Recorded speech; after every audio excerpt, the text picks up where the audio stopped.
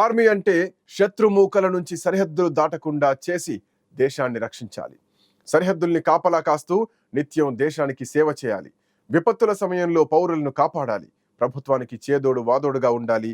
ఏ దేశంలో అయినా, ఏ దేశపు ఆర్మీ అయినా ఇదే చేస్తుందని చెప్పాలి. కానీ మన దాయాది దేశం పాకిస్తాన్లో మాత్రం అలా కాదు. అక్కడి సైన్యం ఒక వ్యాపార సంస్థలా పనిచేస్తోంది. ప్రభుత్వ వ్యవహారాల్లో పూర్తిగా జోక్యం చేసుకుంటుంది. పాలనలో వేలు పెడుతూ ఆధిపత్యం చెలాయిస్తూ ఉంటుంది. అడ్డొచ్చిన నేతల్ని అరెస్టులు చేస్తూ అధికారం నుంచి దింపేస్తూ ఉంటుంది. అవసరమైతే శిక్షలు వేయించి చంపేయడానికి కూడా Pakistan army వెనకాడదు.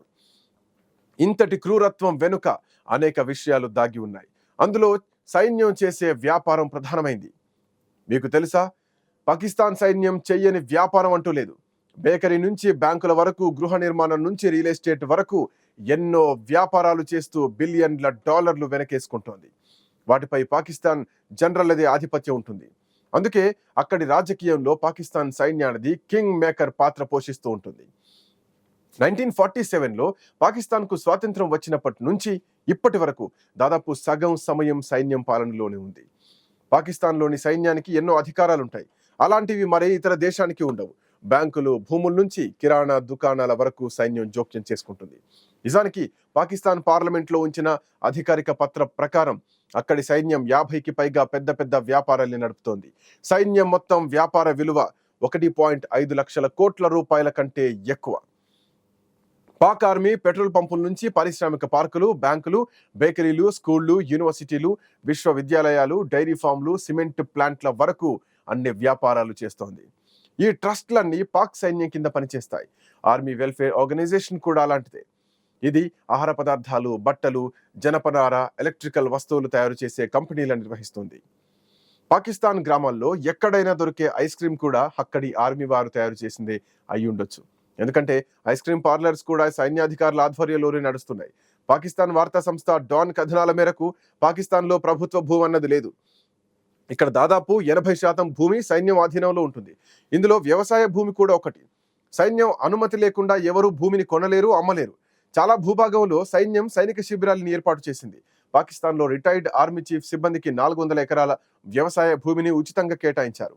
Business line media నివేదిక ప్రకారం బ్యాంకింగ్, ఫైనాన్స్ రంగం 85 నుంచి 90% వరకు పాక్ ఆర్మీ జోక్యం చేసుకుంటుంది. పాక్ సైన్యం ఆర్మీ వెల్ఫేర్ ట్రస్ట్ పేరుతో ఒక ట్రస్ట్ నడుపుతోంది. ఇది పాకిస్తాన్లోని అతి పెద్ద బ్యాంక్ అయిన అష్కారీ కమర్షియల్ బ్యాంక్తో చాలా ఆర్థిక సంస్థల్ని కూడా నియంత్రిస్తోంది. ఇక హౌసింగ్ ప్రాజెక్టులు, నిర్మాణ సంస్థలు, రవాణా సంస్థలు కూడా పాక్ సైన్యం నియంత్రణలో ఉన్నాయి. టెలికాం పరిశ్రమ, ఎగుమతి దిగుమతి రంగాన్ని కూడా నియంత్రిస్తోంది. దేశంలోని అతిపెద్ద విద్యా సంస్థలు, విశ్వవిద్యాలయాలు కూడా సైన్యం ఆధీనంలో ఉంటాయి. ఎలైట్ పబ్లిక్ స్కూల్ అనే స్కూల్ నెట్వర్క్ ను కూడా పాక్ ఆర్మీ నడిపిస్తోంది. తాజాగా ఇప్పుడు పాక్ సైన్యం పవర్ ప్లాంట్లు, బీమా రంగంలో కూడా అడుగు పెట్టాలని యోచిస్తోంది. త్వరలోనే దీనికి సంబంధించినటువంటి ప్రాజెక్టును ప్రారంభించనున్నారని సమాచారం. ఒకవైపు దేశం ఆర్థిక నష్టాలతో దివాలా దిశగా ఉంటే, పాకిస్తాన్ సైన్యం వ్యాపారాలు మాత్రం 3 పువ్వులు 6 కాయలుగా విలసిల్లుతోంది. గత ఆర్మీ చీఫ్ బాజ్వా విషయమే తీసుకుంటే, దాయాది దేశం పాకిస్తాన్ అప్పుల కుంపటితో అల్లాడుతుంటే ఆ దేశ ఆర్మీ చీఫ్ జనరల్ మాత్రం కోట్లు గడించారు. ఆర్మీ చీఫ్ కమర్ జావేద్ బజ్వా కుటుంబం సంపద చూస్తే గనక ఆయన పదవిలో ఉన్న 6 ఏళ్లలో అమాంతం పెరిగినట్లు కథనాలు బయటకొచ్చాయి. పాకిస్తాన్ ఆర్మీ చీఫ్ బజ్వా ఆస్తులపై ఫ్యాక్ట్ ఫోకస్ అనే సంస్థ ఓ పరిశోధనాత్మక కథనాన్ని ప్రచురించింది. ఈ సంస్థలో పనిచేస్తున్న ఓ పాకిస్తానీ జర్నలిస్ట్ దీన్ని బయటపెట్టారు.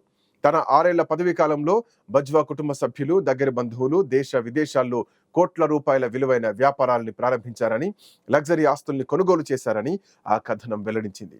ఇస్లామాబాద్, కరాచీల్లో కమర్షియల్ ప్లాజాలు, ప్లాట్లు, లాహోర్లో ఓ ప్రముఖ రియల్ ఎస్టేట్ కంపెనీని వీరు కొనుగోలు చేశారని కథనం తెలిపింది.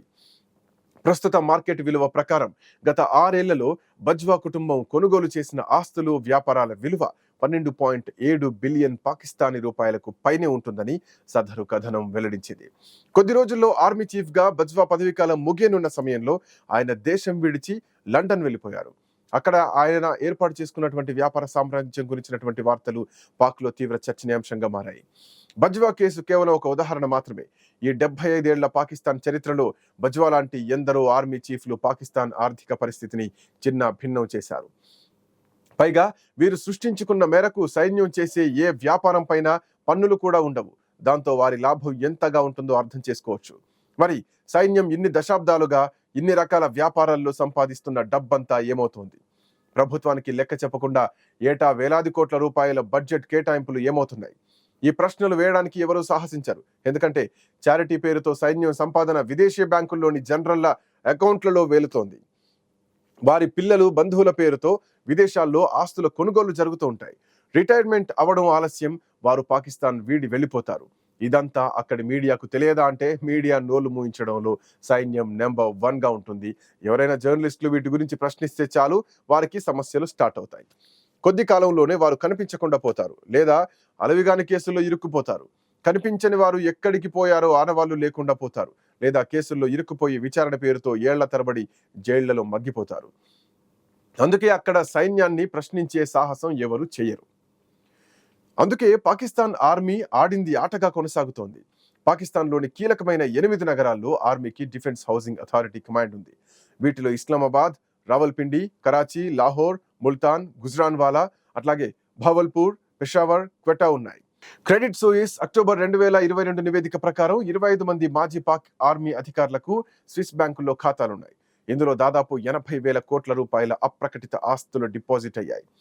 ఐఎస్ఐ చీఫ్ గా ఉన్న జనరల్ అఖ్తర్ అబ్దుల్ రెహమాన్ ఖాన్ ఖాతాలో 15,000 కోట్ల రూపాయల జమయ్యాయి. పాకిస్తాన్ లో ఇప్పటి వరకు మేజర్ స్థాయి కంటే పైబడిన 72 మంది ఆర్మీ అధికారుల్ని అవినీతి ఆరోపణలపై సస్పెండ్ చేశారు. ఇమ్రాన్ ప్రభుత్వ హయాంలో కూడా 6 అధికారులపై అవినీతి ఆరోపణలపై విచారణ కొనసాగుతోంది. భారత సైన్యంలో ఇలా అవినీతి ఉండదని ఇటీవల ఇమ్రాన్ ఖాన్ పేర్కొన్న విషయం తెలిసిందే. అయితే ఇప్పుడు సైన్యం ఒక విషయంలో గాబరా పడుతోంది. ఎవరిని గెలవనియ్యని సైన్యం వారితో మాత్రం అడ్డంగా ఓడిపోతోంది. వారే బలోచ్ రెబెల్స్. బలోచిస్తాన్ స్వేచ్ఛ కోసం, స్వాతంత్ర్యం కోసం పోరాడుతున్న BLA ఇప్పుడు సైన్యం వెంటబడి తరుగుతోంది. ఎక్కడికక్కడ పోలీసుల్ని, ముఖ్యంగా సైనికుల్ని మట్టుబెడుతోంది. వారే కాదు, తెహ్రీక్-ఏ-తాలిబాన్ పాకిస్తాన్ అనే TTP సంస్థ ఇప్పుడు దేశవ్యాప్తంగా దాడులు చేస్తోంది. ఉగ్రవాదం పాకిస్తాన్ అంతటా విస్తరించింది. వారందరి టార్గెట్ ఒకటే, పాకిస్తాన్ సైన్యం కొమ్ములు విరవడంపైనే వారు దృష్టి పెట్టారు. వారి దృష్టి అంతా national logistics cell, Rawalpindi base లోని లాజిస్టిక్ కంపెనీలు, మిలిటరీ ఆపరేట్ చేసే ఇంజనీరింగ్, హౌసింగ్ కంపెనీ అయినటువంటి ఫ్రంటియర్ వర్క్స్ ఆర్గనైజేషన్ ను టార్గెట్ చేస్తున్నారు. ఎక్కడ ఎవరు దొరికినా చంపేయడం చేస్తున్నారు. వారికి తోడుగా ఇప్పుడు మజీద్ బ్రిగేడ్ కూడా పనిచేస్తోంది. వారిలో జిహాదీలు కూడా ఉండటం పాకిస్తాన్ సైన్యానికి కంపనం పుట్టిస్తోంది. సైనికుల కాన్వాయ్ పై ఈ మజీద్ బ్రిగేడ్ గ్రూప్ దాడి చేసి 90కి పైగా సైన్యాధికారుల్ని మట్టుబెట్టారు. ఇదంతా చూసిన పాక్ ఆర్మీ చీఫ్ అజీం మునీర్ మొన్నటికి మొన్న పాక్ పాలకులపై నేరుగా మండిపడ్డారు. పాకిస్తాన్ అస్తిత్వం లేకుండా పోతోందని ప్రధాని షెహబాజ్ షరీఫ్ పై ధ్వజమెత్తారు. రేపో మాపో తిరుగుబాటు చేసి పాకిస్తాన్లో మరోసారి సైనిక పాలన విధించిన ఆశ్చర్యం ఉండకపోవచ్చని అంటున్నారు విశ్లేషకులు.